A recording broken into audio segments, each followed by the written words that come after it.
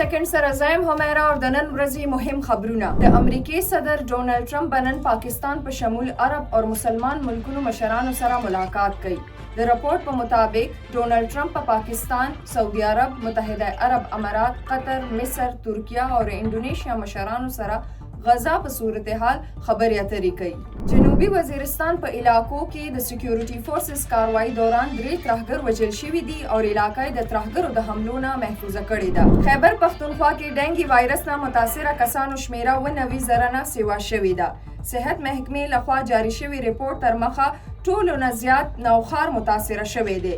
صوبه کې په مجموعي توګه 90,212 کسان ډنګي نه متاثره شوي دي. د مردان یو کباړ په ګودام کې د دستي بم چاودنې نه 3 کسان ژوبل شوي دي. د سعودي عرب مفتی اعظم شیخ عبدالعزیز بن عبدالله الشیخ چې تر ټولو ډیر حج خطبې ورکولو عالم دی، نن ورځې په حق رسیدلی. عالمي بانک په خپل یو ریپورت کې دعوه کړې ده چې په پاکستان کې تیر 3 کلونو کې د غربت شرح 2% زیاته شوې ده.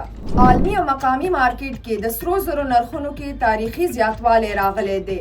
یو توله سرو نرخ 4 لک روپۍ ته رسیدلی دی. دا او تر دې دمه مهم خبرونه، نورو خبرونو او معلوماتو لپاره سنو پښتونخوا سره اوسئ.